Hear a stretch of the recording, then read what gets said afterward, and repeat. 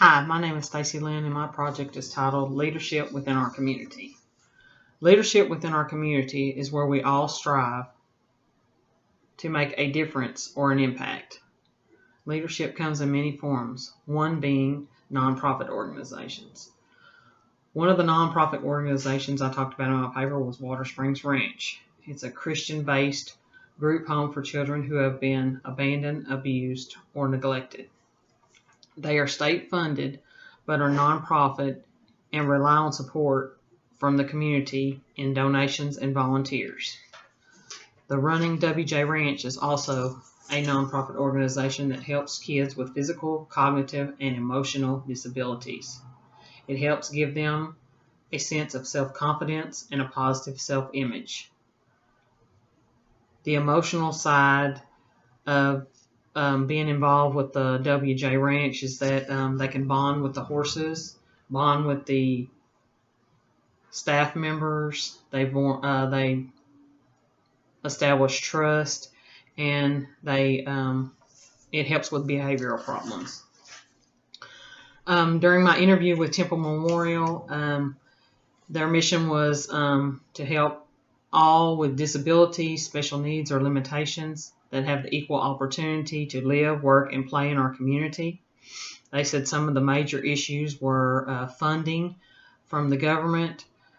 The insurance companies can't keep up with the rising demands and the cost of these nonprofit organizations. Also, the Friendship Center focuses on crisis intervention. It helps with people going through hard times, emotional and financial support. It helps with food, and they feed the community twice a day.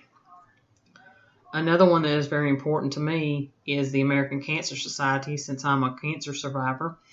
They're dedicated into serving and eliminating cancer, saving lives, early detection, advocacy, and research through education. Some of the other things that I talked about in my paper were parks and recreations. Spring Lake Park just recently in 2016 had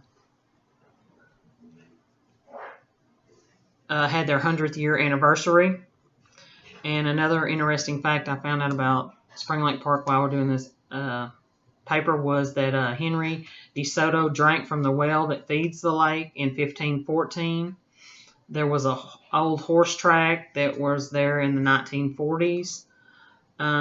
When it was in 1945, when it was the Four States Fair and Rodeo, Loretta Lynn had a rodeo company there. And also as a little girl, I can remember a zoo being there in like the 1970s, 1980s.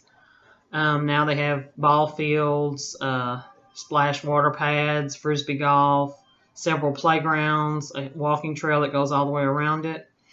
And the area where the plane was in 2013, they named that area Lone Star Legacy Park, and you have to be at least 50 years old. The plane has to be at least 50 years old to get nominated for that.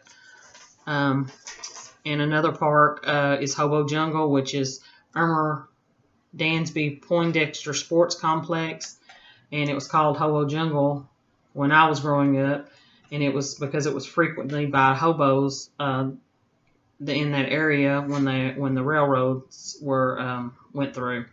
It started in 1990s. It started in the 1890s when persons would travel around the country seeking work.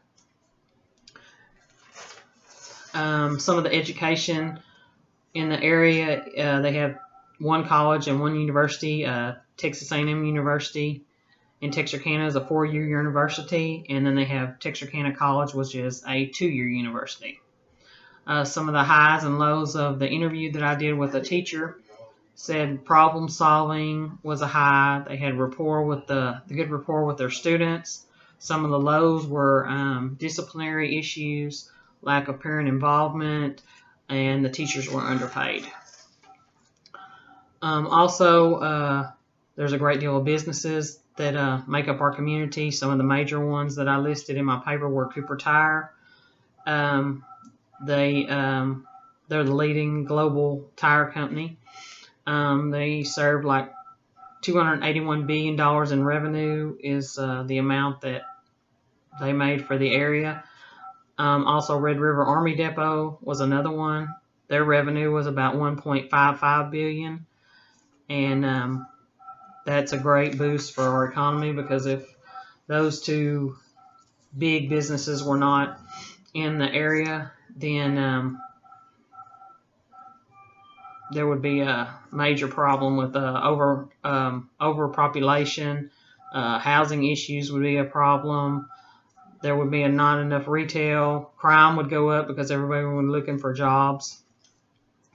In another interview I conducted was with FCI employee, and some of their programs were they had contracts with Texarkana College to help with vocational degrees, and they also transitioned some of the inmates to life outside the prison after that.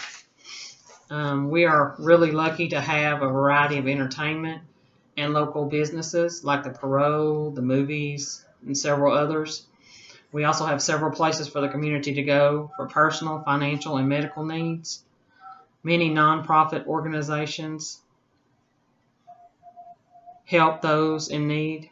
As a community, we are capable of coming together to make Texarkana a better place. Thank you.